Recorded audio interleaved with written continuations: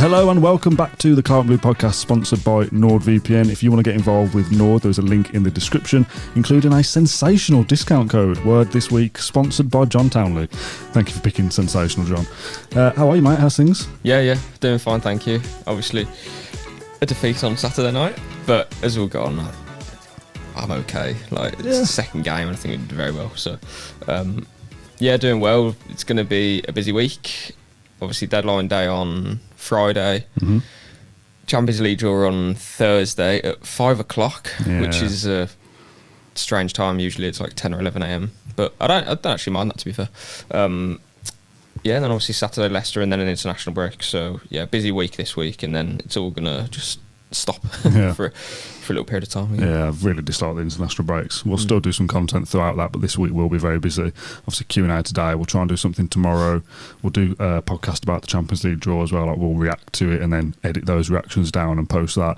Preview for Leicester, post-match for Leicester. So it's going to be a very busy week this week. Before we get into the questions, let's just have a bit of a chit-chat about Arsenal. We did this last week. We had a 10-minute chat about West Ham. What was your general feeling coming out of the stadium at whatever time it was when you left? Yeah, I was actually alright with it. To be fair, usually it ruins the next few days when Villa lose, but I was okay with it, even on the full-time whistle. Obviously I wasn't very pleased, but it just felt like, well, you know what, we competed really well. It was very similar to the game last season at Villa Park when they didn't take their chances. We took our one chance, basically.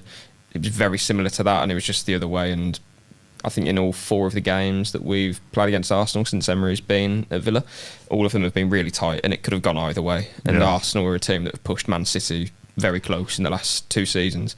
Emery thinks that they'll win the title this season, so I'm more than happy with where we're at and what we've shown, because it's been a summer of upheaval really in the transfer market, off the pitch as well. We'll kind of get into that stuff, but I don't think it really helped that. Although there was a bit of a delay to kick off anyway because of VAR, I think, and Stockley Park communication. It probably helped that it allowed more fans to get in the stadium, because by the time we should have kicked off, there was large pockets of empty seats, which wasn't ideal at all for your first home game of the season. But yeah, my overriding feeling was one of positivity, to be honest. I thought, well, you know what, we've got some winnable games coming up. We've gone toe-to-toe again with an Arsenal team who we expect to be up there.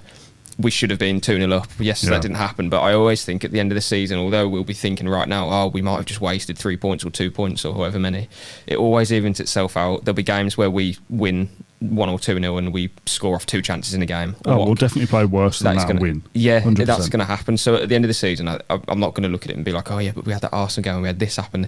It always evens itself out. We might go to the Emirates and nab another win. That's just how it's gone with us and Arsenal over the last 2 seasons. So I was kind of more than satisfied with the performance. Shame to lose, but second game in, we've had lots of changes, so really pleased with it. I've seen a lot of people saying, almost from the Arsenal perspective as well, that last year we lost at Villa Park and we've won, so we're kind of ahead of where we were last year. For us this year, obviously we beat Arsenal, so we're down in that fixture, but we had a draw at West Ham last season, we beat them this, so overall we got 4 points out of these 2 games last year and only 3 this. Does any of that matter? It's always going to be a tough ask to have beaten Arsenal twice again and beat Man City at home. I mean, we can definitely do that, but that will be we lost to Forest last year. You think if we beat them this year, that's drew to the a newly promoted team in Sheffield United at home. We lost to Newcastle twice. We lost to Palace away.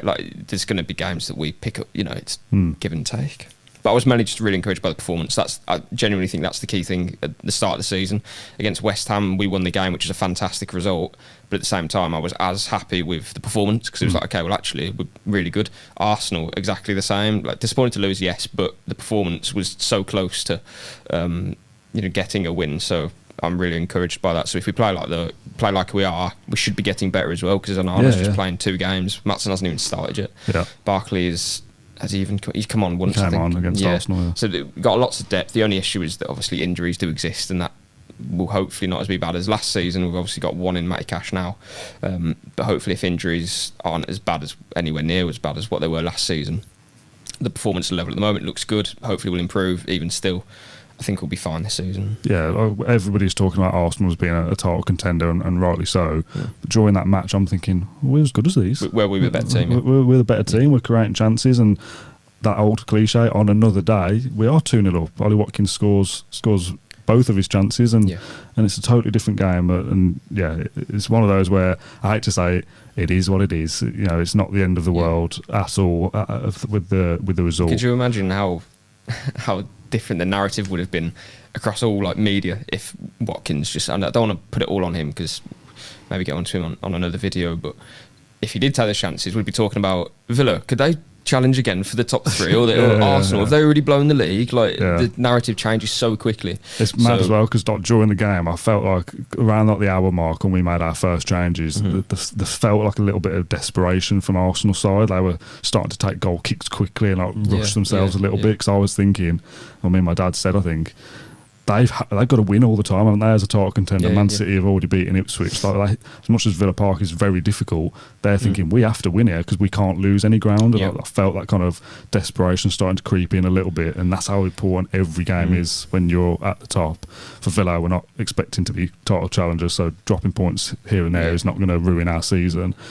But it just got away from us a little bit. Yeah, it did. In the end. I felt like it was a game where if we played that in December, like last year, we would have won it. Watkins would have scored his chances. It wouldn't be a bit rusty, etc. I saw a really good comment from someone who said, we won the game tactically.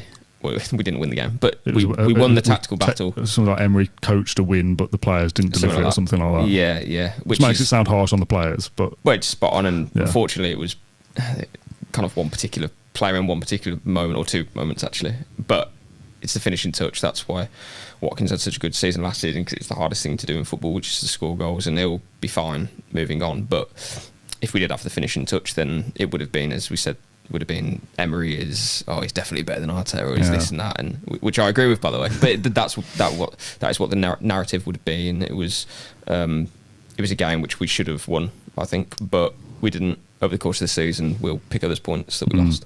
Instead, some of the media narrative has been about Morgan Rogers. I saw a screenshot from a Sky Sports story on the way in this morning about what does Morgan Rogers need to do to emulate Jude Bellingham's rise to the top as like local English lad does well kind of thing, I suppose, is the story. I thought he was going to be linking him with...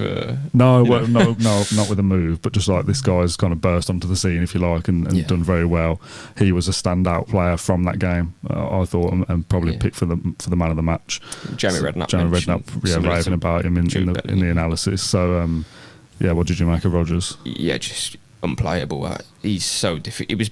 It was the ultimate test for him coming up against Declan Rice, Thomas Partey, Arsenal. Like they've got monsters in midfield. Like it's proper like powerhouse stuff. Midfield generals. Like Arteta loves a powerful player who's also good on the ball, which I know sounds like perfect, but if you look at the players he's signed, like Rice, Havertz, etc., they're all capable of being effective in both boxes essentially. And Declan Rice, I think, would have been shocked by what he came up against in Morgan Rogers. The way he kind of baits an opponent and then flicks it past them, and then as soon as you get the wrong side of him, there's no coming back from it unless you take him down. If you hack him twice or 3 times, like I think Rice had a couple of nibbles at him before he got that yellow card in that move where he went past Partey as well, I think. So if he can do that against Arsenal, I don't see how anyone in the Premier League can stop him when he gets going. There's a lot of kind of talk about his final product, that will come, and needs to add goals to his game, but I'd argue he already has that, to be fair. He laid it on a plate for Watkins, who didn't score, and then coming into the game against Arsenal, he'd scored in his last 3 games at Villa Park, so he's definitely got goals, I think, in the last 6 games of the season that he played in last season, 4 goal contributions, I believe. So I'm like more than satisfied that he'll continue to have good output as the season goes on. But what we're seeing at the moment is a player who's just grown in confidence and stature. The physical side to his game is like, wow. Him and Onana as well. I know Rogers was here anyway, but it feels a bit like a new signing because of how fast he's growing after every game. But we, like Arsenal, have those powerful players now who can, when we need to do a certain thing, i.e. break on a counter-attack or break up play in the middle of the park, win headers, all those kind of secondary things to playing out from the back or inverting or the technical things. We have players who can do the other side as well, which I think is really important considering I think we were lacking that last season. So, very, very encouraging start to the season for Rogers. Right, let's get on to some questions then. We've got on the pitch matters and off the pitch matters. We're going to start with on the pitch. We will be talking about tickets, toilets and everything else later. I'm sure you'll be pleased to know. Let's start with football though. Let's start with Rebecca, who asks, are there any realistic targets in the final few days of the transfer window? Obviously you've referenced the deadline being this week. Villa, I would still think, are 1 or 2 short of being a really, really good side. Like, we're good anyway, but you know, a right back, centre back hybrid, maybe a forward, although I'm less convinced on that now than I was at the start of the season. Now Duran is staying and we know that. I think we've got a team there and a best 11 and a stronger depth of squad that can absolutely push for top 4 again. Like, no doubt in my mind with what we've seen in the opening 2 games of the season. Obviously, as you always say, injuries exist. The Champions League will take its toll. Like, the season will take its toll as we go through. But early signs are good. I think we are 1 or 2 signings away from being like, not a guarantee for top 4 because there's no such thing, but like being a side where you just go, Man City, Arsenal, Villa are up there, yeah.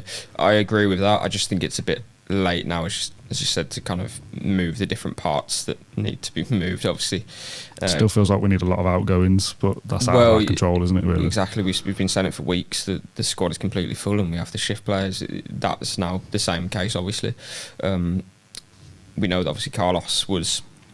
It wasn't close. Well, I suppose it was. Fulham were close to finding an agreement with Villa. That then collapsed. So I suppose he was close to leaving. He was happy to go. If another offer comes in for Carlos, then we'll see what happens with that. Villa would then move to bring in another defender. And in terms of the forward, I wonder if. I mean, obviously we've seen that John Duran's had interest. I don't think that's something that Villa really want to entertain now so late in the window, especially after them bringing another striker. But are there other players in the team that could maybe... I mean, Illing Jr. will be going on loan. That might be confirmed before this even goes out. Barrenechea is interesting because he has interest from teams in the Serie A, obviously, where he performed very well last season for Frosinone. But Emery mentioned, or said in his press conference, I did ask him why was he not on the West Ham team, is he going out on loan? And he said he'll be in the squad for West Ham. Squad for Arsenal, and that he's happy with his adaptation. He's a fantastic player, fantastic person. Kind of gave it, mentioned those different things, but then obviously wasn't in the squad against Arsenal. So not sure what's going on there, whether he goes out on loan. Interesting, because obviously Kamara's got to come back as well. So for me, I think Barrenechea, I would put him out on loan, to be honest. Let's just talk about those two a little bit. This is not in my questions for the episode, but I've seen a lot of discussion around the 2 Juventus lads, as people like to call them, for ease, I suppose. In our comments on YouTube, on the post-match show that we did for Arsenal, there's a lot of like, we've been scammed by Juventus, is what we had on a Q&A a few weeks ago, that we've sold one of our best players for a value that we think we could have got more for, and we've been thrown 2 Juventus castaways that we're not interested in, and all of a sudden one's going back out on loan and the other one's not even making squads, and he could go out on loan as well. How do you assess that deal now if those 2 do go? Was it purely just a budget financial PSR thing that Illing Jr. maybe leaves next window for 15 million and Barrenechea becomes a 20 million player in 2 years, and that's why we did it? I mean, we'll find out. It depends if those players can adapt to the Premier League and impress, because we are a team that is a top 4 Champions League side, so it's a high level team. Firstly, I'd say I do like Illing Jr. I think he's got a lot of good qualities. My only issue is I'm not too sure exactly where he fits. Is he going to become a left back? Is he going to become a winger? But how Villa play at the moment, at least under Emery, and how they have done since he came in, or since Alex Moreno came in, that left back is the winger basically, so that I presume would be his role. But then that's, he's learning on a job basically. So we'll see what happens with him. I think Bologna's a really good move, to be fair. Champions League football, that's good. But Barrenechea I like as well. But again, we've seen him in pre-season. He's looked good for the most part. But I am not going to judge a player on those games because the intensity is less. I'm not even going to go through it, but everyone knows why. We need to see him play in the Premier League, but is he going to play in the Premier League? I really don't see where he gets the opportunity unless we get several injuries. So I'm happy for him to go on. Is that maybe something you would think about, that Kamara is going to be back within a few weeks, which again, that could be pushed back a little bit, and it could still be whenever by the time he gets back in. Do you keep Barrenechea around till January at least, just as an option that, you know, Champions League, lots of games to get through. If Finale gets injured next week, God forbid, you know, you think, okay, I don't know, there is a slot for him on the bench at least. What nothing else. Say is that is probably something I would do, but I just wonder, because we know that we need to make a slot in the squad, and at the moment Branachea was in my squad. If Villa can find an opportunity to bring in a forward, because we know that they want someone, or Emery wants another player that can do a role like Felix, and obviously there's a tentative interest in Sterling. There's a lot to do if that was to happen, so I can't see it at the moment for sure. But if Branachea was to go on loan now, that would free up a space for someone to come in. If there isn't anyone that they really want to bring in, then I'm with you. I'd probably do Branachea in January, because you are right, we don't know exactly how the squad's going to look then, and injuries, blah, blah, blah. But yeah, I'm kind of struggling to see where he fits in. I think that's pretty obvious because he hasn't been in the squad yet. And to be fair, when does he come in? So, yeah, maybe Leicester, if he stays, he'll be in the squad because Cash won't be. So that frees up space because Nedeljkovic or Carlos would play. But yeah, I'm kind of struggling to see exactly where he fits in, because he needs to play games. That's the key thing. He's 23, which isn't very young really for a footballer, and he's only played one full season in football, senior football. So I do think he really does need to be playing, and I'm not sure he's going to get that at Villa. But to kind of answer your point about Luiz, we've said it before, Villa had to have a buyer, and if Juventus were the only buyer, they had to make do with that deal. Yeah. And I still don't think it's that, you know, if you're right, Dan, and we sell Illing Jr. for 20 and Branachea for 20 in 2 years or something, well, that's 40 million. If you really want to play the game, then it's what if Luiz for 80 million. Well, we did buy Illing Jr. and Branachea as well, so a few more million. But it's if that's what gets you through that period, that's what gets you through the period. I'm not looking at the Luiz deal and thinking, oh, but we could have got this much. We're in the world of PSR, and to get to the Champions League in the first place, we had to do all of that stuff before. So I don't think we've lost money as such. It's just that within the rules, that's how we've had to play it. It's a sacrifice we had to make, basically. Yeah. Okay, let's move on. From Matt, who says, you poo-pooed this question before, but once Ramsey is up to speed, what is McGinn's role in the team? I love him and he adds balance, but it's hard to leave out any of the alternatives, brackets Bailey, Rodgers and Ramsey. Rodgers obviously is playing that support striker role at the moment. Bailey is starting off the right. McGinn is starting off the left. I don't know whether we'll go into it specifically in this video about the tactics that we're seeing so far, whether that's something we'll look at in a few weeks when we've got more evidence of games played. McGinn is starting off the left but dropping into a midfield three at times. So some videos that I saw this morning of McGinn kind of leading the press against Arsenal, closing down, I think it was Saliba, and then dropping back in and covering the space for the outball to Saka. McGinn goes off and Saka is one-on-one with Dean for pretty much one of the first times in the game. Like, McGinn's role in the team at the moment, I don't think can be replaced by anybody. And then on the ball is the amount of times where they win a foul or break up play, harass someone in the full sense. I do understand the question, because it's completely, true. We have lots of options. Jacob Ramsey is a £60 million player that's on our bench at the moment, and I just feel like McGinn is a player who's quite easy to look over, because he's not particularly sexy on the ball, or even out of possession. I just think you have to appreciate what he brings, and that no one else in the squad can do that to his level, and in the Premier League as well. I just think he's so unique that he must be an absolute nightmare to play against. We say it all the time. In every successful team, you need a player who isn't particularly flashy, or he's like the glue, isn't he? Yeah, and that is McGinn for us. It was what Henderson was for Liverpool when they won the title, and in a very different way, but the same kind of idea. Man City, they play in such a different way that everyone needs to be perfect for them, to be honest. But for us, I just think McGinn's crucial, and in every 11 that we pick, I will put him in there and then work out the rest, basically. So well, he was playing off the right last year, wasn't he? So we kind of felt like support striker on that kind of side. Now he's on the other side of the pitch, on the left, dropping into midfield. Like you kind of just go, well, there has to be a place for him. I think most clubs, most managers would die for a player like McGinn, because he's so versatile, and it's just, if you have an issue or a kind of a hole to plug, McGinn will do that, and you can ask him to do basically anything and he'll do it. And it won't do everything kind of to the highest level, but he'll do most things to a degree in which is, you know, an 8 out of 10. And if I always say, if McGinn plays well, Villa play well. Yeah. And the chances are that McGinn does play well. So I'm absolutely more than happy to be one of the first names on the team sheet. I just don't think, when he doesn't play, I just think that's the player that you want to just bring on after the 5th minute, and you're like, actually, I want to have that player who can pin the ball up and allow this player to run past. I just think he brings so much that's quite easy to kind of look over, I suppose. I think if you're specifically talking about now on this left side as well, like Ramsey is the obvious player that can come in and play that position. And you don't want to kind of curtail what Ramsey does going forward and the way he bursts through lines and the kind of creative player that he is.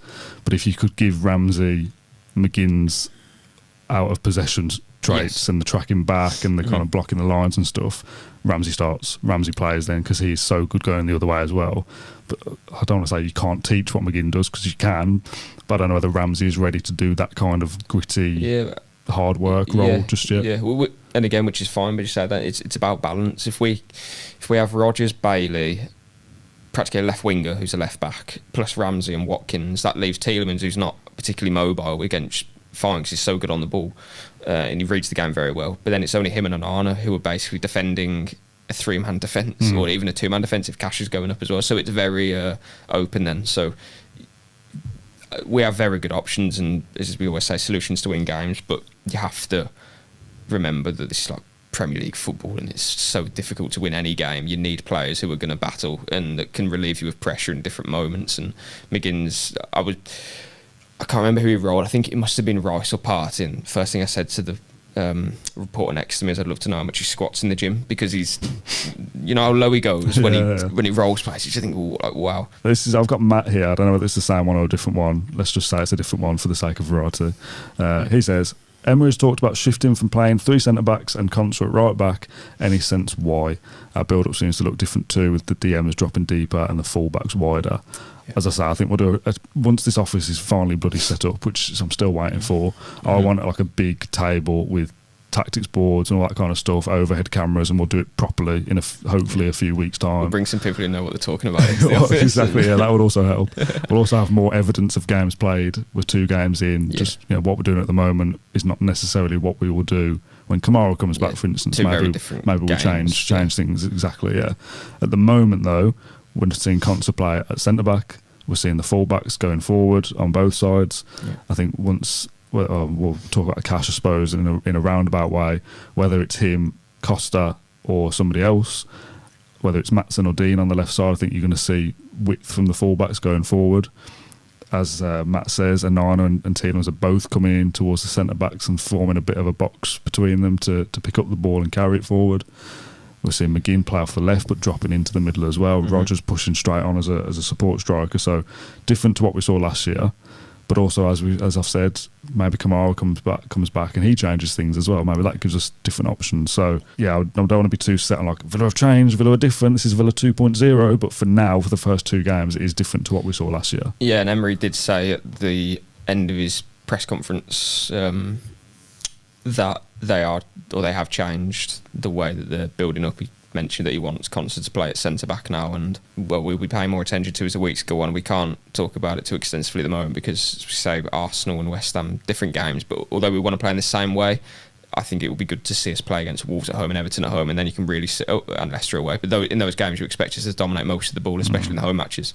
We'll then be able to see like quite clearly what exactly we want to do, because the defensive phase is very important, but we're talking in that way in terms of how we're building up. When we're on the ball, what are we doing?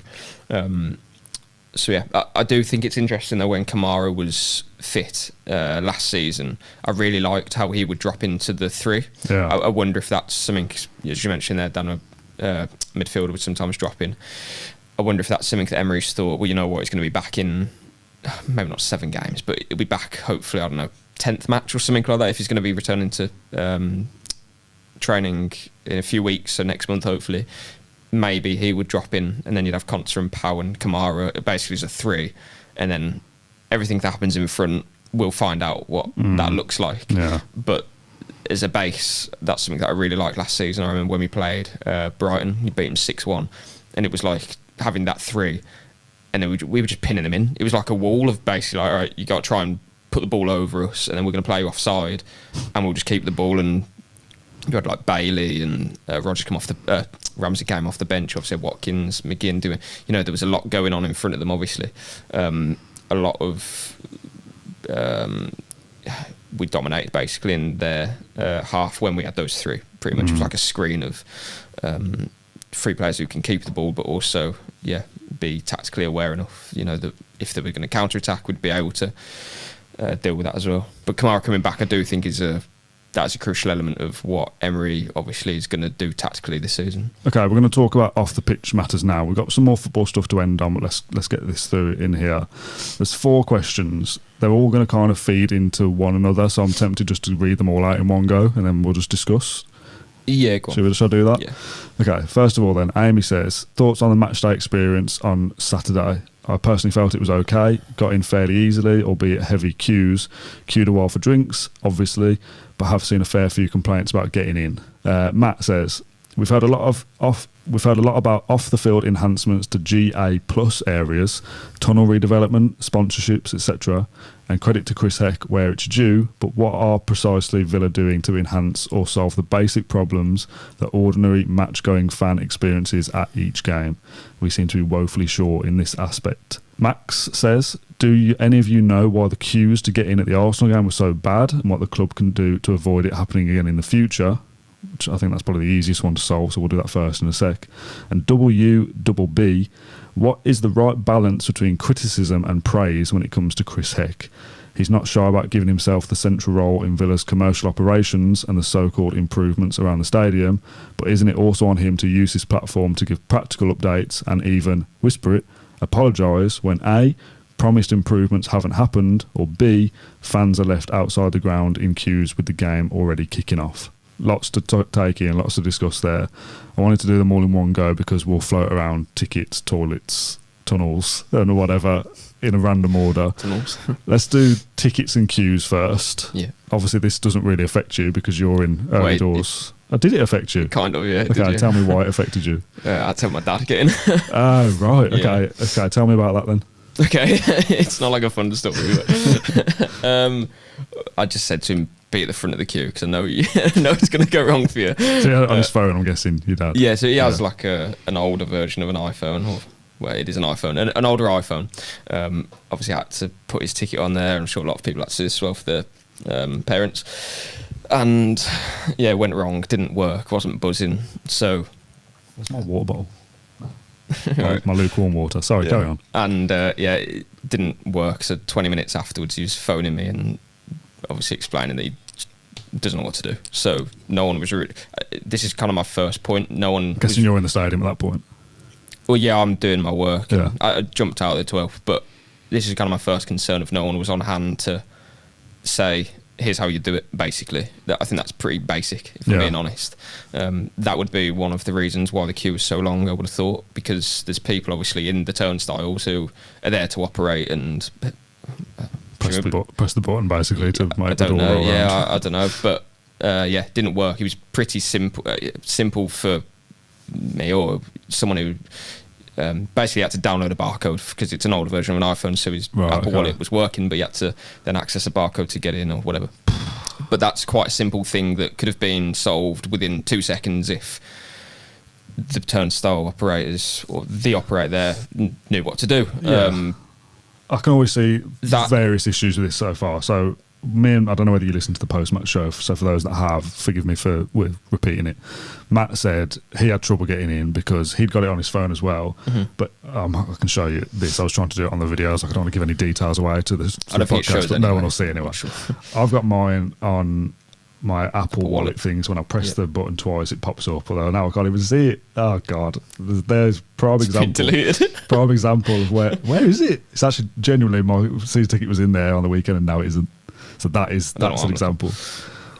Yeah, that's great. That's not ideal, is it? I was about to say, I've got mine here, and I just did this, and literally as I'm talking now, have we found another problem that they're disappearing? My season ticket is no longer in my Apple Wallet, and it was there on Saturday. So that's good, isn't it? Let's try and find my season ticket. Bloody hell. Crisis on air. My season ticket has gone. Okay, so this is genuinely discovering issues on air. Okay, so I've got my Apple Wallet here, and I've got train tickets and my bank card. Yeah. At the bottom, it says view 202 expired passes, and my season ticket is in there. But that's your expired season ticket, right? But that is for it's just That I presume is for the Arsenal game, so I don't think that would work. Yeah, but it doesn't say anything on there about just being for Arsenal. Yeah, I mean that's already. Hopefully that changes for the Everton game, but it's just not something you want to. It's not intuitive, is it? This is the problem. Going to Villa is the best thing you do all like week, right? And even though Everton is 3 weeks away, just that is like, well, that's going to annoy me for the next week or something if it doesn't reappear. What's going to happen now? And that just plays on your mind, doesn't it? Like, it's the one thing that you enjoy doing. Like the day before, or on the day? Is it going to be tomorrow? Like, it's just not ideal. It shouldn't be difficult. But the point I was going to make is that Matt said that he'd got his on here as well, Yeah. and he was scanning the card reader with the front of the phone with the screen, right, and it didn't work. And I was doing the back. So when I pay for a contactless on my card, press the button twice and I'll scan it on the back, which is the way to do it. But there's people in the massive queue around with me that have got different devices, obviously, and some people have got like a QR code, so they've got to put theirs like into the reader at the turnstile. Yeah, like my dad had to do that. Again, if you don't know that, if you're seeing everyone else tap it, you're thinking, well, I'd tap mine as well. And just that little bit of a delay for everybody causes this stat back of people that don't know basically what they're doing, which is a very simple thing to fix. And I said on the post-match, like, having a home pre-season friendly would have been a great kind of testing period to do this. I just think not always doable, but, you know. Everything could have been solved if they put up a piece of paper that is literally there when you scan your thing, just literal images of how to do it. Yeah. So if you've got the app, tap the app, tap this button, put it there. If you've got a QR code, press the 3 dots at the top, get the barcode, put it under. If it's on your Apple Wallet, do it there. That's all that needs to be done. And all you've got to do is go there, see it, is mad, isn't it? Done. 2 seconds, next one.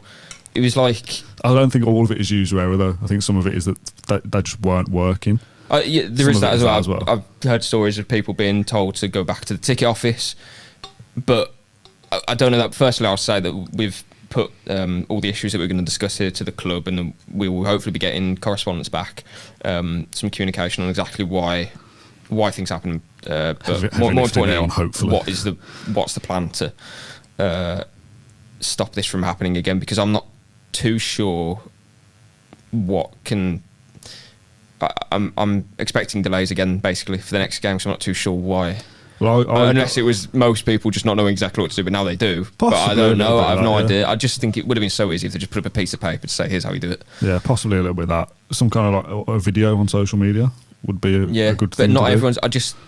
Definitely that anyway. But it's just everyone is going to go through the turnstile. So just have a piece of paper there. You don't have to log into anything to access it. It's in front of your eyes. Like, I mean, that's it. And if it doesn't work, then there has to be a steward on hand to say.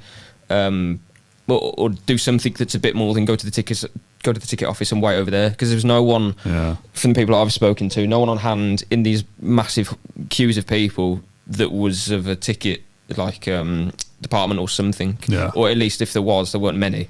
And the stewarding as well, wasn't enough stewarding. It looked very dangerous, if I'm being honest. I spoke to someone who said that someone was stuck in the middle of it on a wheelchair, which is like, that can't be happening.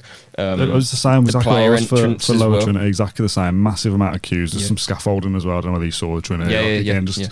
Not in a. That's where I was walking out. Not in a great place of just having loads of people. And I don't think it was ideal that the player entrance. And I know this is difficult to manage because everyone wants to see the players. If you've brought your kids with you, they're going to want to see the players arrive. So I understand that, but that's dangerous because there's thousands of people there waiting, and then all of a sudden they turn around and they're trying to get to the seat and they can't because it's another massive queue.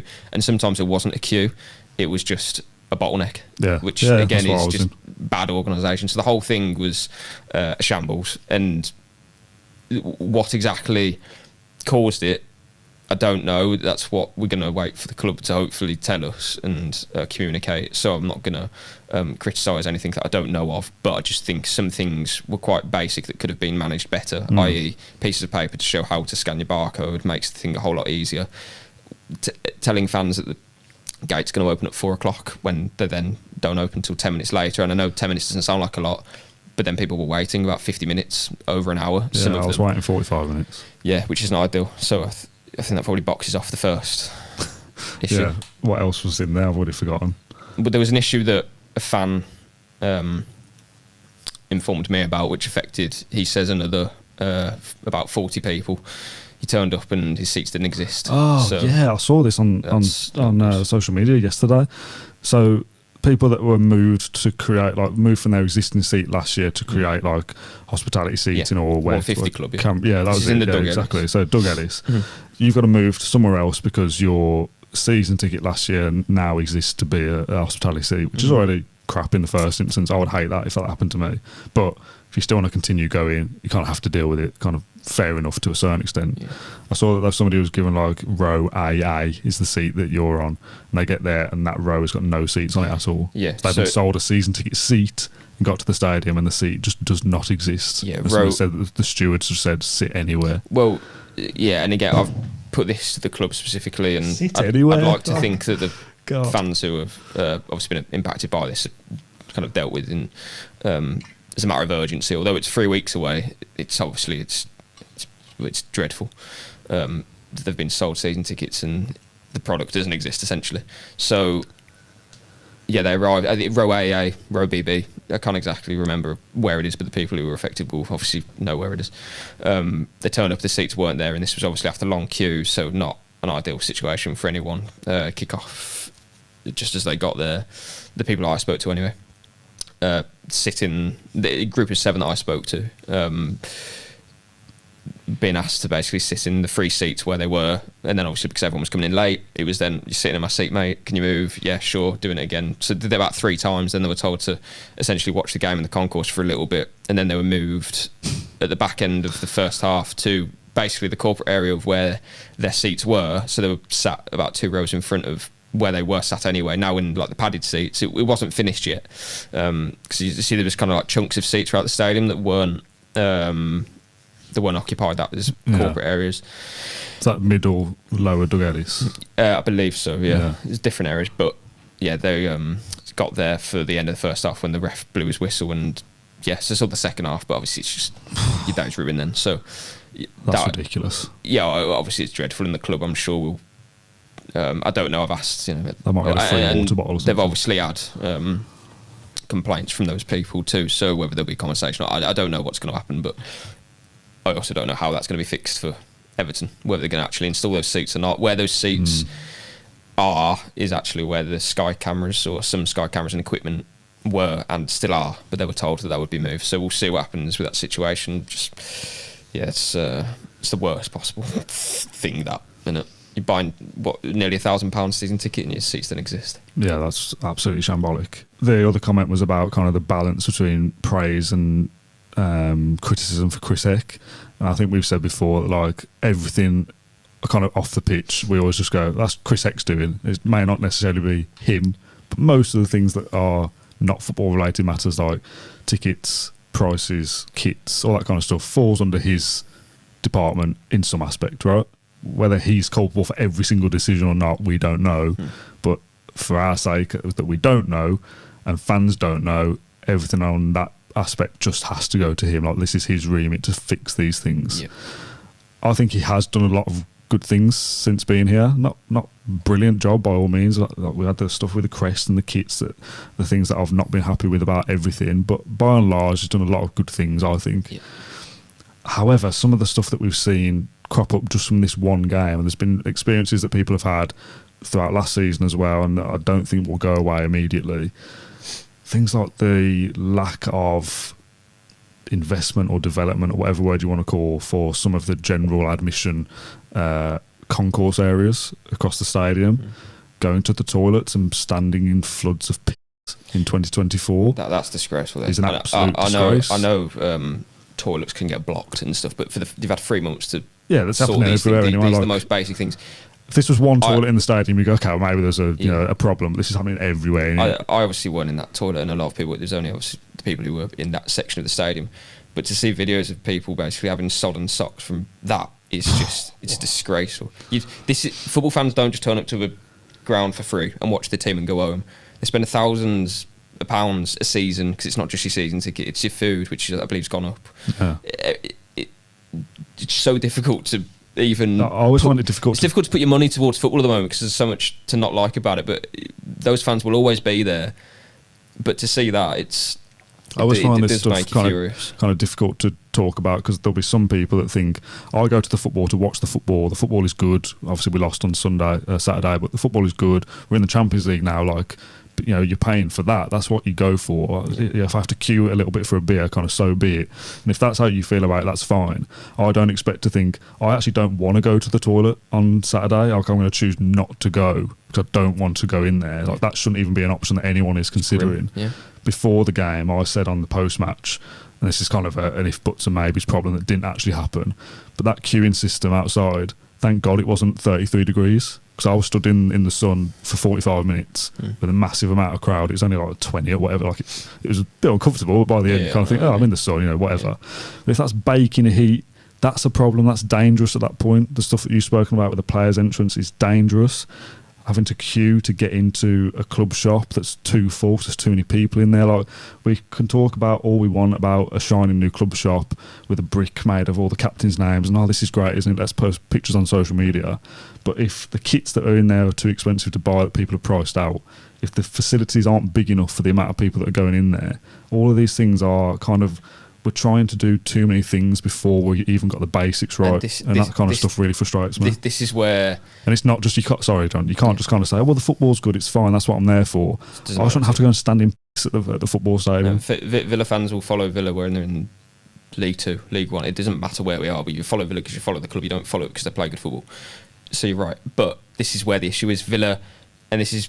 Firstly, I do think Chris Heck's doing a very good job in terms of raising revenue, in terms of raising Villa as a brand. Like Adidas in Times Square and stuff. Yeah, great. Happy days. Absolutely fantastic. And I really like the branding that we've got now. I like the tunnel, for example. I know a lot of people don't like how it's black and white, but I quite like how the claret and blue and the kits will then pop. Like that sort of stuff. There's, you know, the European Cup stands out. There's a lot to like about what Chris Heck has done from a visual point of view, from the brand, from the money that we're generating.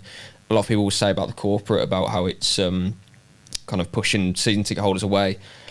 But I understand why we're doing it. And for example, the fans who I mentioned earlier who have been moved because of their seats are now corporate, at the same time, I'm sure they probably understand that, yes, that's not ideal, but the club does need to continue to evolve. And we all say, Douglas Luiz, we shouldn't have sold him, or it was a joke that we had to do that. Well, to stop us doing that sort of stuff, we do have to increase revenue. Yeah, I understand that. It's a simple fact, and we all want to see Villa do well. Yes, we don't want to be moved from our season tickets, seats and stuff. But I do think that's the kind of stuff that you can kind of just about, that's the kind of limit of, okay, well, I'll have to just put up with that, because that's just how it is, unfortunately. Villa do have to grow. We were so far away from where we're trying to get to even 12 months ago. So we are having to grow pretty rapidly. So Chris Heck, has got a huge job to do that. But you always have to get the basics right. And yeah, none of that stuff should come at the expense of the average and what we fan. saw on Saturday was a disgrace in a lot of areas. And yes, that isn't all down to one man. It's ticketing team. It's I don't know exactly who. This is what I mean. I don't know all the departments. Go, it's Chris Heck because he's the guy at the top. Yeah, so when we name him, we're not saying it's his. You're the reason why my dad's barcode didn't work. That's not the point. But I just think some kind of extra detail and extra care. Of, again, like we said, there should have been posters next to the barcode scanners. It's that simple, really. And also, as one of the comments said about WWB asking for an apology, like a tweet saying like Saturday wasn't good, like that's not the standard we accept. As we record, there hasn't been anything even from the Aston Villa support Twitter account saying sorry for the dreadful queues. We acknowledge that this is far from ideal. Here's the reason why it's happened. You know, even if, for example, the club have a legitimate reason why it wasn't their fault or something, I don't know. Maybe the technology that they're using wasn't. Who knows? But at least just say. Yeah, we're working towards fixing it for Everton, etc. Because if people go into the toilets, I keep coming back to the toilets. That's an easy thing like, to look at. 'Cause it's bad. Yeah. If it's the same for Everton, there should be no excuse for that. It's 3 weeks away. Like, why won't it be sorted for them? Like, do you know what I mean? Like, they should be saying. Like Chris Heck can tweet whatever he wants about Times Square and the club shop and whatever, like a quick tweet to say that wasn't good enough. That's not the standard we expect of Aston Villa, a Champions League club now. We'll do everything we can in the coming weeks to try and fix it. Like, that is just a tweet, but it would go a long way to some people to go, okay, look, they've acknowledged it, they're working on it. We're not going to, fans won't stop going to Villa Park. We will always be there, whatever happens. But it's the sense of, you just feel like they are being a bit left in the, that pile over there will always come here. We'll always have their money, whether it goes up or it's only going to go up. Basically.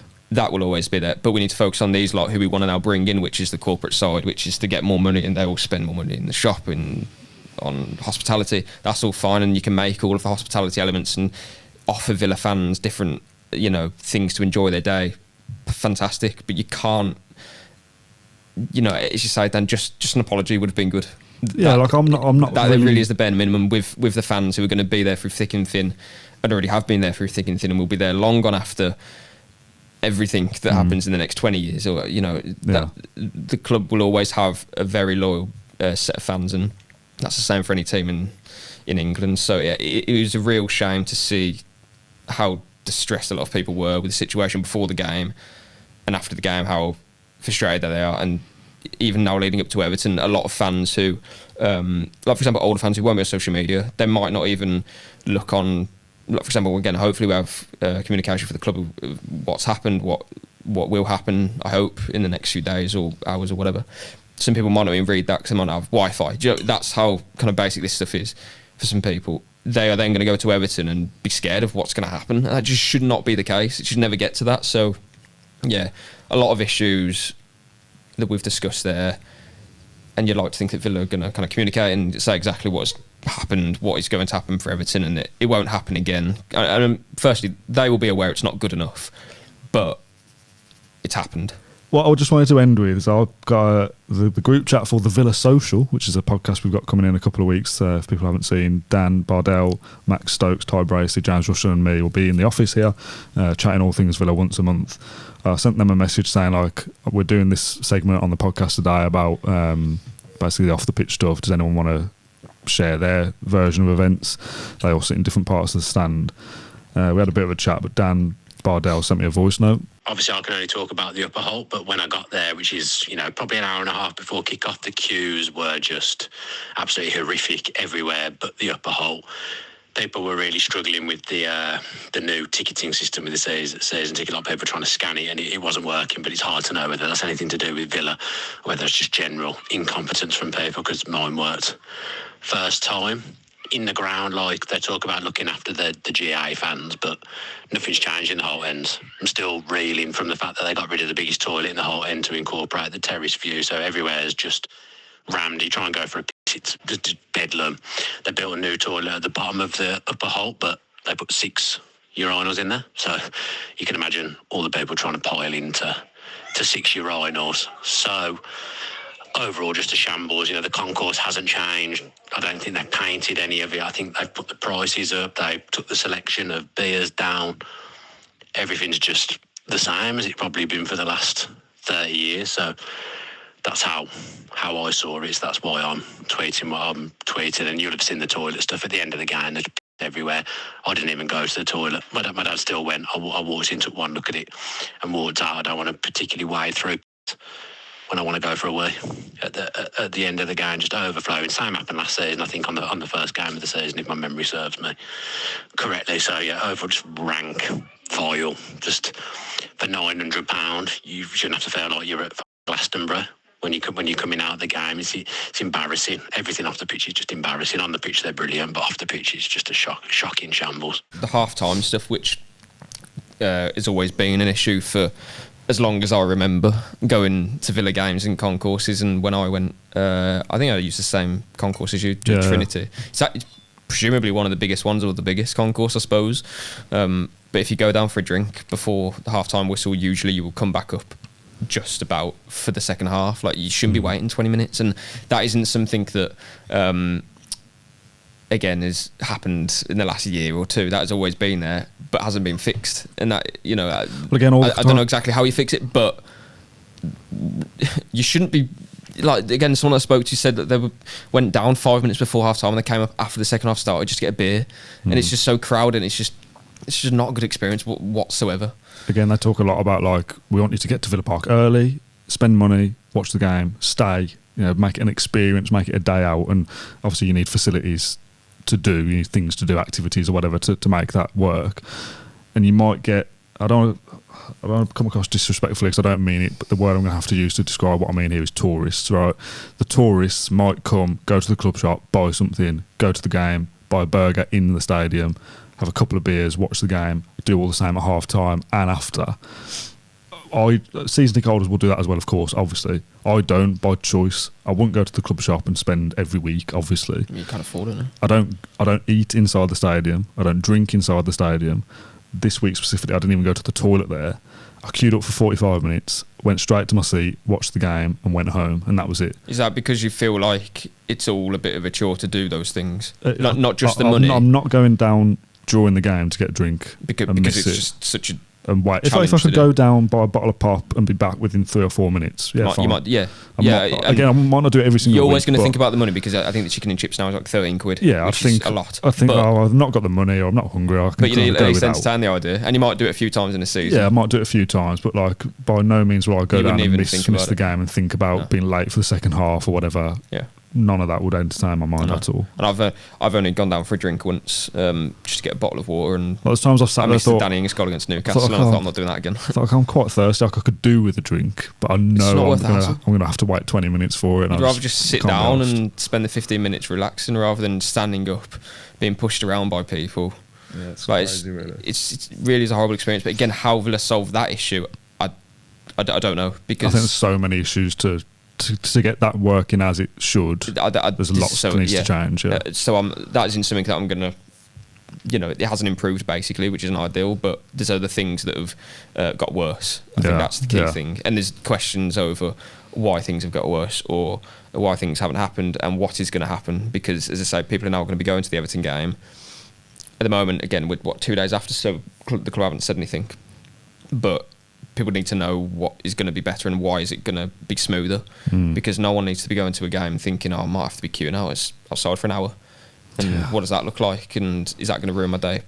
It's just not it's not ideal at all. What I will say is that there's a lot of good faith from a lot of supporters because the football is good. If we were in a relegation battle, none of this stuff would fly, because the football allows you to kind of bypass a lot of these issues, I think. Do you mean because there's loads of criticism on social media, and rightly so, because people are just venting their anger after spending I think you'd see a lot more. But you mean within the stadium? Yeah, you'd see a lot more kind of just agitation and whatnot because of everything's bad. Like queuing outside and waiting for 20 minutes isn't going to ruin my day, like you said then. But if the football I came to see as well was also and we lost and we were going to be relegated or 15th, it really would ruin my day then. So all of those things would be compounded as this experience is terrible. I think you can kind of go, I had to queue and the toilets weren't great. I don't mean like flooded, but just like dirty or whatever. You think, it's not great, but we just beat Arsenal and we've just beat Man City. Like I think there's a lot of good faith because the football is good. I saw a post on social media and I can't quite remember what it was now, but it's something along the lines of there was... someone had put Doug Ellis out somewhere and it still hasn't gone. Really? Yeah, I can't remember. It might have been on the back of a door or something, and this again would have been a very long time ago, and that hasn't been removed from wherever this was. Like a bit of graffiti, something. Yeah, if they were telling the truth, I'm sure they were. So it's not. Again, Villa have come a long way in a short space of time on the pitch, and off it they've got to catch up so quickly to help Unai Emery essentially remain competitive, or as competitive as possible, and achieve everything we want to do. But that can't. If you think of like the three things on the pitch: performance, commercial activity, basically to get up there, and then your fan base. It feels like it's like up there, and then down there. Yeah. All of them need to be raised. So again, it's a massive job that Chris Heck's got on his hands to juggle everything that he's got, but there's also a team behind him, surely, that's capable of doing these small things. And it's the small details for me that's what I'm most critical of. There's always going to be teething issues at the start of the season, especially when you're bringing digital tickets. Yeah. Like everyone expected there to be issues, and that wasn't the concern for me. It was that no one was on hand to help, really, and that there was no real information of exactly what's going on. What are we doing to fix it? There hasn't been an apology afterwards, which I don't like. Just those really basic things that have been missing. That's what I'm most annoyed about. But I'm saying that as someone who obviously doesn't have a season ticket anymore. I would probably be much more furious if I was stuck in trouble. And I'm not. People are absolutely right to be sending complaints to the club and stuff, because it's not a situation that anyone should be having after spending the money that they have. Okay, let's move on back on the pitch matters. We've got a couple of questions that are all about the right back area. I wanted to end on something football related, so we'll do two in one go here from Emmy and Ad. First of all, Emmy says, predictable question, but here we go. Are there any ins or outs expected, particularly in the right back area? A loan to cover cash maybe? Or is Unai happy to rotate with Esri and Costa? And Ad says, do you think Emery made the wrong decision by not bringing on Carlos against Arsenal? I think Nedeljkovic did well against the pacey Martinelli, but once Trossard came on, I think he struggled to match his movement. If Conte was a right back, I think we might have stood a better chance. Yeah, I tend to agree with that, to be honest. Yeah. My dad thought Carlos was coming on when Cash got injured. He said, I don't think Cash's injury is going to be a bad thing because Carlos will play centre-half, Conte will play right back. But I thought Ned did all right. He did. He did very well. And the issue that I have with all of this is that we're saying he's done great and he's done fantastic for his age, but and it's absolutely true. I think he's a sensational talent, and what a bit of business from Villa to get him. But we're also doing it in the context of Villa are a top 4 team, and they need to be pretty much perfect in every game. And I'm not going to criticise Nedeljkovic because I think he did very well. There was just a brief moment where Trossard is obviously ghosted in from the back post.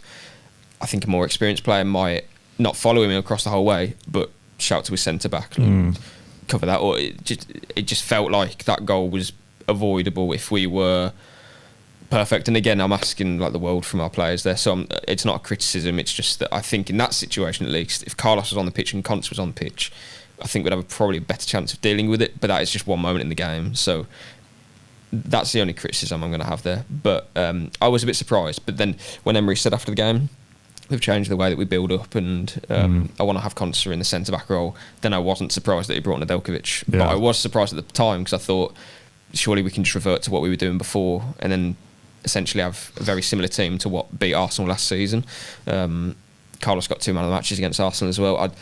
As much as Emery says about the system is now changed, I get that, but I think it's a real blow to Carlos, to be honest. If you're there 31 years of age, you've had 2 great performances against Arsenal, you know that you're ready to now come on, you probably feel like your future's at the club more so than what it was a few weeks ago. You've trained, you're ready, and then he brings on the 18-year-old who was... Maybe it's what we were saying in the preview, that Carlos could still leave and they didn't want him to get injured. That is the only thing that kind of crossed my mind at the time. Nedeljkovic, obviously, when he came into West Ham, looked very raw. I think he made a couple of errors, which, again, he was probably like, oh, Christ, this is Premier League football then. And then against Arsenal, I think a lot of the time he was showing that he's already learnt from those mistakes against West Ham. And I think in 6 months' time he could genuinely be pushing to start games, because he seems to be learning quickly. But against Arsenal, against a player like Trossard, wow, Trossard's an incredible player, and he did very well. Nedeljkovic in the first stage against Martinelli, but those top teams have ways to hurt you, even when you least expect it. So one moment of or a lapse maybe, that is that cost us in the end. And again, it's not all his fault at all, but I just feel like a bit more experience and know-how might have served us better, if I'm being totally honest. Rob says, I'd like to see the right back from Feyenoord come in, which is Geertruida, but if he doesn't, do you see a situation where Kamara could potentially play right back? I saw Alex Berwick on Twitter talking about this as an option, as someone who spoke about it before, dropping back into a back three, that you kind of go, well, the other options that we've got at the moment in front of the defence feel like they're too good to be able to drop anybody, but Kamara is also too good that he cannot not play. So this is what we say. Kamara and Onana have to play. Yeah, but then where's Tielemans play? Where's McGinn play? Where's Rodgers play? Do you know what I mean? There's a knock-on effect. So I think Tielemans has been excellent, but I do like the idea of having a Kamara and Onana. If Kamara drops back and then you have Onana playing almost where Tielemans was as that player, he can break forward, because when he was allowed to do it against West Ham and Arsenal, he did it really well, I really liked it. Yeah, again, it's options to win games. Tielemans was outstanding, I thought, against Arsenal for most of the match. I think there's so many elements to his game which we don't have. So, again, there's lots of options there. Do I think Kamara could do right back? I don't. I don't think so. Waste of his ability. I think you need him in the middle of the park, mopping things up, intercepting the ball, breaking up play. That's his key attributes. Why take it away just to facilitate something else? So, when he comes back, I'd expect him to play where we expect him to play, and then maybe drop into a 3, as I said previously. I think I really like that kind of screen there. It allows us just to dominate in front and play in their half. So that's what I'd expect. We had a question a few weeks ago. I can't find who it is now. Steve, who he asked basically, would we sign anybody? And I was like, surely, yes, we have to sign somebody else. And since then, we haven't signed anybody. And every I don't know, a few days or so, or every week, Steve will DM me and say, because I said, come back to me at the end of August. And then his most recent one was like, he's coming back to you. He said, are you starting to worry? This was Friday. And I went, no. It's now Monday. But are you worried? Kind of two-fold question. Are you worried that we haven't signed anyone, or are you worried that we won't sign? He's basically asking me, am I worried that my prediction will be wrong? That's what I'm trying to say. Yeah. If we don't sign anybody, would you be worried then? From a football perspective, I wouldn't be worried about our aspirations for the season. Mm-hmm. I think, like I said at the very start, we are probably, let's just say Geertruida, because that is the one that's been linked. A bit like when we said Gallagher a few weeks ago. It's just like, I'm talking about that position, that profile. I think if we get that player in, I think we're like not a shoo-in for top 4, but I think we'll have a very good chance of being the 4th best team again. Yeah. If we don't sign anybody, I think we can obviously still achieve that, but I think it obviously is more difficult. Mm-hmm. Am I worried for my prediction? I said yes, I think we'll sign somebody. Obviously yes, because time is running out. But I still just got a niggling feeling that we'll do some kind of business before the deadline. I'd expect more to leave. You've obviously got Dendoncker. You've got, as I said previously, what's happening with Brendan Chair. Illing Jr. will be going. So there's a bit more to do there, and there's a little bit of space in the squad potentially if we can do some of those things. So I'm interested by the support actor Watkins that we've obviously been targeting. Yeah. I just think Villa are looking for an opportunity though, because as I said before, Joao Felix is if he gets to his level, £100 million player. Villa would have got him for 40-ish, there or thereabouts. That is a fantastic opportunity that you can't really turn down, because we knew that Felix would come in here if he did. He didn't, but if he did, then he would have done well. He would have played well under Emery and probably got to those levels again. So that was a real shame. Sterling has obviously been offered to clubs, and is that something we're going to pursue at the moment? Again, doesn't look likely, but we would have looked at it and thought, okay, can he do something? And weighed up the cost to what's he actually going to do? Does he fit? Etc. Etc. I'm sure we're doing that with the players as well, but I can't for the life of me see that we're going to blow a club record fee on a player just because Emery wants to bring someone in. I don't think we can work like that at the moment, and I don't think we actually need to. We just seen Rodgers dominate the midfield against Arsenal. Yeah. So I don't think we're crying out for it, but I just think we're looking for a bit of stardust there if we can do it.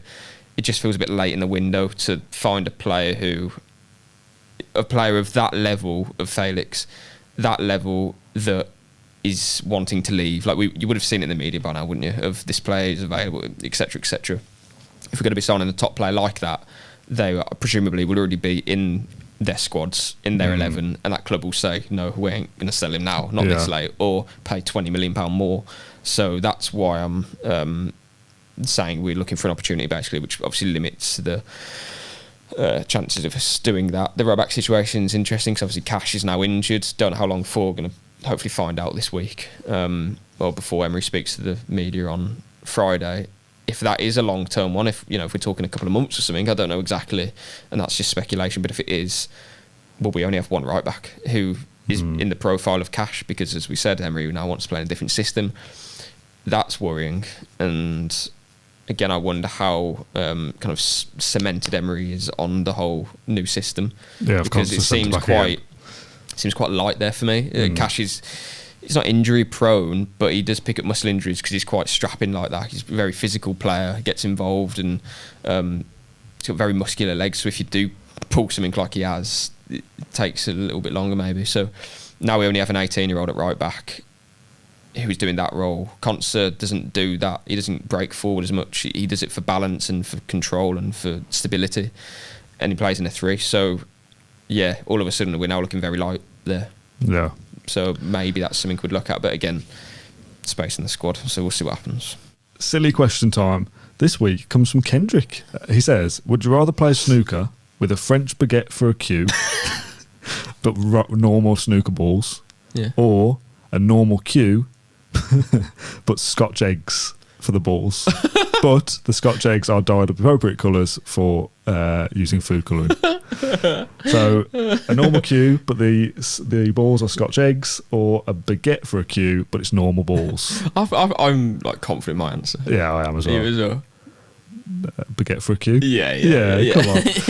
That's literally the only answer there. I think as difficult as that would be, I mean, I'm rubbish at either any kind of queue sports. Poor anyway. But if you've got the table, you could just about poke it with a baguette and I'll get it where you need to go. The tip of a baguette is usually like pretty solid, like rock. Not Yeah, rock that's hard, also but true. Yeah. Like that's what I'm basing on. on. There's a weight behind it. As long as you have good contact with the ball, that's all you need. Yeah, and the ball eventually needs, you get it in the right direction. Yeah, I don't think a Scotch egg would move. Some Scotch eggs are quite. I'm thinking of the big ones. I know. So I know big round, they would roll. But I'm thinking if you got a normal queue, would it roll? Yeah, I think it'd roll. It would like roll that. But as soon not as it smoothly. hits the Scotch egg, it would stop. Yeah, that's what I mean. It'd be difficult. My thinking was if I've got a normal queue and I'm hitting it with some kind of decent power, I think you break it. I think you break through the egg. Yeah, exactly. Yeah. So I don't think there's. I don't think you could. I don't think you could play the game the other way. No, and even destroy the balls. even if you, I don't know, even if you had a rock hard egg and you didn't buy an M&S or something and it wasn't the best one, wasn't the best quality, I don't think it would go particularly far anyway. Like if you're gonna break, I don't know what the terminology is. Sorry, break off. If you're gonna break, I think it's called break. When you're gonna break, it's gonna hit it and nothing's gonna happen. Yeah.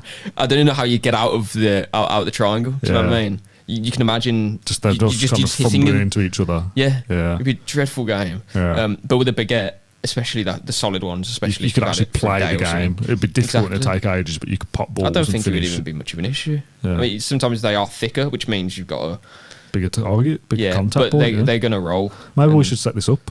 I don't think we should. Okay. Comment of the week then. I've picked out 3 this week, but they're all kind of interlinked. Well, the first one isn't. Yeah. The first one was about last week. We got Villa super subs, if you remember. Yeah, I do. Yeah, and we struggled basically to pick anybody.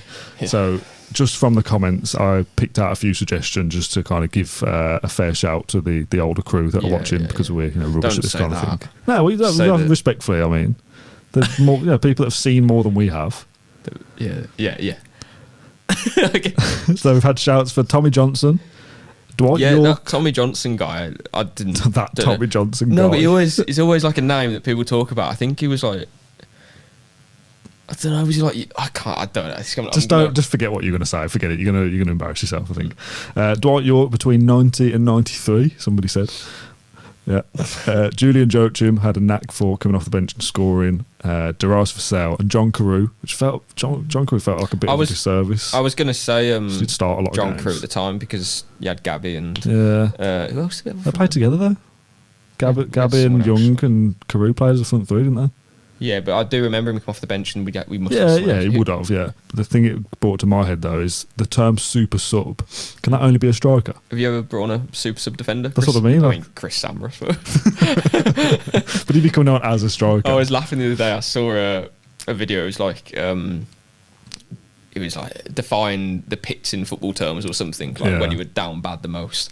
And it was it was an article from the Birmingham Mail, and it was. The first 2 lines was Steve Bruce is like insisting that Chris Samba will continue to make a difference up front or something. And it was like I read it and I thought that was bad. Wow, but that wasn't even like long ago. I mean, it was long ago, 6 or 7 years. But in football terms, yeah. Chris Samba going on, and we're going to continue to do it. It's going to work. It just made me think of the way you would like. Let's say we started a game without Pau Torres, and he was subbed on and played the ball through that created the move that we scored from. Would you call Pau Torres a super sub? I mean, yeah. I mean, if you did it a couple of times, yeah, for sure. Yeah, maybe. That's the first kind of comments of the week. The other 2 are both about you. These are both off YouTube, by the way, from last week's Q&A. So if you leave a comment on this one, you could be comment of the week next week. He's a lovely guy, but seriously, John Townley is the weirdest person I've ever seen. Oh, yeah. He's never watched a film and thinks rice is better than bread. It's a good job he supports the Villa. Oh, okay. At least that's on a nice They like you, but Brett, I do. So I said Bryce then. We had this conversation about the rice I last have week. bread a lot as well, but but we're talking about a meal. No, we're not going through it again. The only time I've seen someone have bread with their meal that isn't a sandwich, and this was shocking. I was on holiday. It was like the day after the Palace game, having a meal in Mallorca, and then next to us was I think they were from Yorkshire or something, because like a group of 6, and they all had a curry, which I already thought a bit weird on holiday. In to be that honest. heat as well, yeah. Yeah, and they had toast. With it. No. Surely no one has toast with a curry. No, that's not allowed. They were there, butter and toast. The final one from Pedro says, rice can be deadly when reheated, so John is dicing with death. What does he mean? Given that I enjoy his pro-Villa journalism, I would kindly request he eats pasta, bread, or get on board with a humble spud. Stop risking this reheating rice stuff unless it is ambrosia creamed in a tin. Warming up rice in the microwave is potentially dangerous. Why? Because like bacteria and stuff. Reheating rice is safe when done correctly. Well, yeah. How do you do it wrong? I think if you don't do it for long enough, I think it can potentially be dangerous. I've heard this before. Is that like saying don't eat chicken unless you cook it correctly? Well, probably a little bit, yeah. But it sounds like a massive scaremongering tactic. I saw you reheat rice in here once, and I was going to say you're not really supposed to do that because it's dangerous. But I've done it before, and nothing's ever happened. It's like if you were reheating pasta or potato or something, that is less dangerous than rice. Yes, it's okay, but you should never reheat rice more than once. Okay. When you reheat rice, make sure it's steaming the whole way through. Okay, so apparently, I didn't know that, but I only do it once, and it always is hot. You've never had any problems after doing it? No, I mean, I don't know if it's like a long-term thing that I might suffer from, but... Nah, you just got food poisoning. Kind of, it worried me a little bit, I'm not going to lie. Doing that every day is a bit... That's what he says, you're dicing with death. Well, I'm glad that he enjoys my... That's true, yeah, that was a compliment. The first one was, he's weird. Second one, good journalist. Yeah. So you'll take that, won't you? Yeah, we like balance. All right, that's it, John. That's the end of our weekly Q&A. I believe it's a bumper edition, though I did say that last week and we only hit the hour mark, but I'm pretty certain we've been recording for a long time today. So if this isn't like an hour and a half, I'd be pretty amazed. John, thank you for joining me. As always, thank you for choosing to watch this on YouTube or listen to it on podcast platforms, whether it's Bank Holiday Monday or the week building up to Leicester. Hopefully you enjoyed the show regardless. I actually saw somebody, I can't remember who it was, they watched last week's Q&A after the Arsenal game. And to me that feels really weird. Because there must have been things we spoke about that were so out of date because we played a game since. That's like a proper fan, that. Well, I actually saw last season, we're going off on one now, they watched the preview for a game after the game was played. I think that's worse. To expose us. Possibly, yeah. Yeah, I can do that. That sounds like a bit of a waste of time, to be honest. Like us in the preview, we might beat Arsenal, but you know for a fact we didn't, so that's really pointless. Anyway, thanks for watching. Thanks for listening. We'll see you on the next one.